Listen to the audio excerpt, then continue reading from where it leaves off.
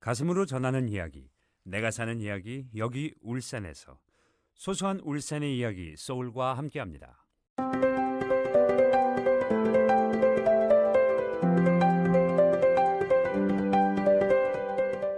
네, 반갑습니다. 소소한 울산의 이야기 소울입니다. 우리가 지난 시간에 울산 청년미래센터에 대해 이야기 나눠봤는데요. 오늘 또 청년미래센터에 대한 이야기 좀 더 나눠보려 합니다. 오늘이 그 주제가 청년에 대한 주제잖아요. 그렇죠. 네, 저는 청년에 대한 기준이 조금 헷갈리더라고요. 정확하게 몇 살까지를 청년이라고 하나요? 국어사전을 보면요. 신체적 그리고 정신적으로 힘이 넘치는 시기의 사람을 청년이라고 정의하고 있더라고요. 정신적, 그런가요? 신체적으로. 조금 모호하네요. 그렇죠. 청년에 대한 연령은요. 유엔은 회원국이 각자 다르게 정의한 것을 인정하지만 통계 목적으로는 만 15세에서 만 24세로 정하고 있는데요. 우리나라는 법률상 만 19세 이상, 만 34세 이하인 사람을 청년으로 정의하고 있습니다. 청년이라는 단어는 본래 젊은 남성을 주로 지칭하는 용어였으나 요즘에는 젊은 남녀 모두를 통용하는 의미로 많이 사용되는 것 같아요. 네, 맞아요. 과거에는 저희 때만 해도 10대 후반, 20대 정도를 지칭하는 경우가 청년이 많았거든요. 그렇죠. 맞죠. 근데 현재는 수명도 늘어나고 또 길어지면서 주로 19세에서 30대 중반까지 이렇게 지칭하는 말이 된 것 같아요. 네. 그런데 청년을 규정하는 나이대가 제가 찾아보니까 지자체마다 천차 진짜 만별이더라고요. 맞아요. 지자체 조례로 40대를 청년으로 규정한 곳도 많더라고요. 울산도 얼마 전 뉴스에서 청년을 34세에서 39세로 정했다고 나오던데요. 그렇군요. 울산도 제가 알기로는 34세까지였거든요. 네. 언제 또 39세로 바뀌었네요. 그러게 뭐 청년 지원 사업 이런 걸 보면 네. 생각보다 범위가 넓어서 맞죠. 깜짝 놀랄 때가 있어요. 그렇군요. 39세까지가 청년이라고. 저 청년 지난 지 얼마 안 됐네. 이렇게 생각하면서요. 네. 그럼 지금부터는 울산의 젊은이들이 한 걸음 더 나아갈 수 있도록 취업이면 취업, 창업, 진로, 복지까지 다양한 지원과 응원을 아끼지 않는 울산 청년미래센터의 성미진 팀장과 더 이야기 나눠보죠. 팀장님, 울산 청년미래센터와 함께하게 된 계기가 있을 것 같은데요. 제가 미래센터와 함께하게 된 계기는 예전에 저는 가정폭력 피해자와 가해자를 지원하는 일을 하였습니다. 이런 폭력이 일상화된 가정 환경에서 가장 피해를 보는 사람은 자녀들이라는 걸 알게 되었습니다. 또 이들의 가정을 들여다보게 되면서 청년과 청소년에게 관심을 가지던 차에 청년미래센터를 알게 되어 함께 하게 되었습니다. 그렇군요. 팀장님 이렇게 많은 활동을 하시면서 또 보람 있었던 일, 또 기억에 남는 사람이 있을 것 같은데요. 말씀 좀 해주시겠습니까?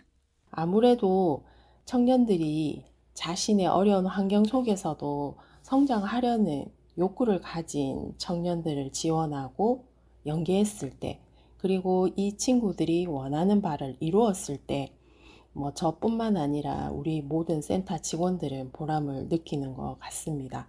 특히 가족 돌봄 청년의 경우에는 가정 형편이나 아픈 가족을 돌봐야 되기 때문에 이 친구들이 너무 착하거든요.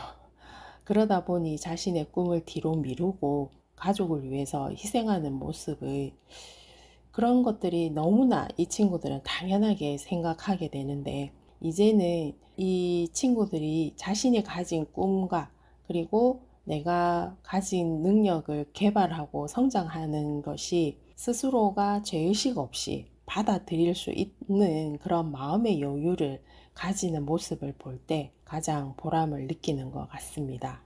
네, 그럼 올해 센터에서 하고 있는 전반적인 사업이 궁금합니다.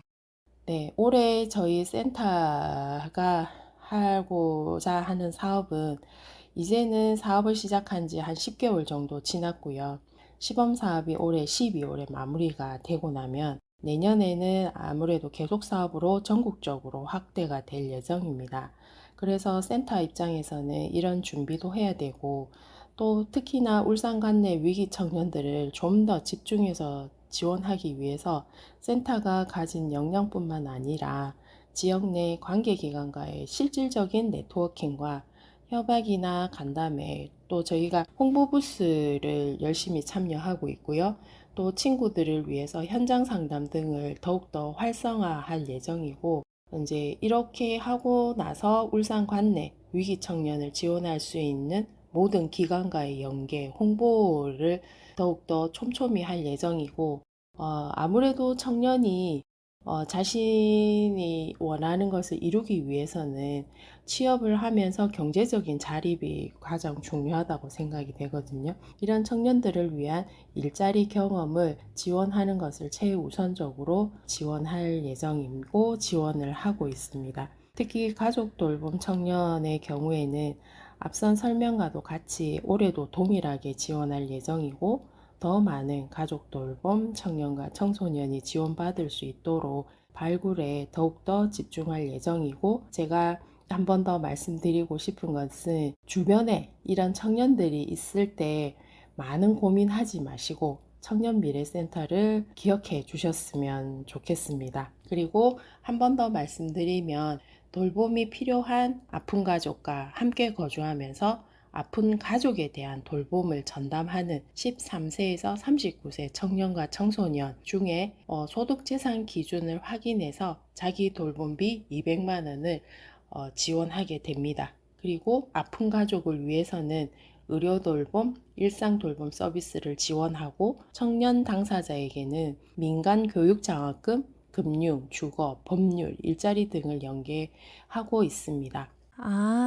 네, 지금까지 가족 돌봄 청년 사업에 대한 말씀을 해주셨는데요. 그럼 고립운둔 지원 사업에 대해서 더 소개해 주세요.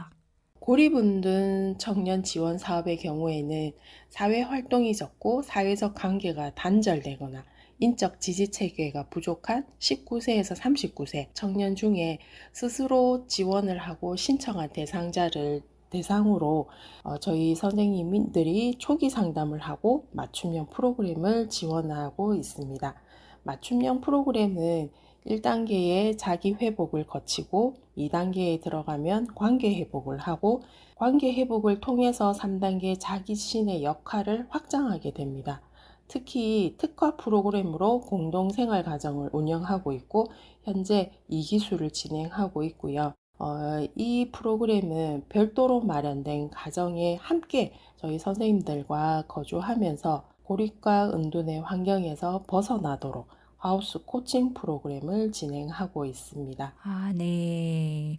가족 돌봄 사업도 있고 고립 은둔 사업도 있고 정말 다양한 그 사업들을 진행하시고 계신 것 같은데 마지막으로 앞으로 계획이 있다면 어떤 게 있을까요? 앞으로의 계획은 24년도에 4개 시도인 울산, 인천, 충북, 전북에서 시작된 시범사업이 25년 12월 31일 올해 마무리가 되고 26년도 내년부터는 17개 시도의 청년미래센터가 차례로 개소될 예정입니다.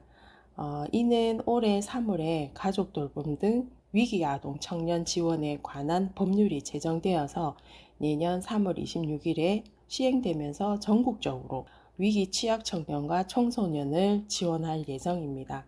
울산의 경우에는 시범 사업을 거치면서 나름 1년 6개월 동안의 노하우가 축적이 되었다고 생각이 됩니다. 그러면 내년에는 올해보다 더 전문적이고 촘촘한 지원을 할 수 있을 거라고 생각이 됩니다. 센터는 지속적으로 친구들과 함께 하면서 함께 성장하고 함께 꿈을 이루어 나가려고 합니다. 와, 올해보다 내년이 더 기대되는 울산 청년미래센터네요. 울산의 청년들이 고민을 나누고 마음을 돌보고 미래를 준비하는 곳이 있어서 정말 든든합니다. 네, 맞습니다. 작은 정보 한 조각이 누군가에게는 큰 용기가 되고 또 짧은 응원의 한마디가 누군가에게는 새로운 시작이 될 수 있을 것 같아요. 청년들이 꿈이 자라고 또 내일을 준비하는 울산 청년 미래센터, 저도 응원하겠습니다. 저도 주변 청년들에게 꼭 청년미래센터를 알려줘야겠습니다. 네, 맞습니다.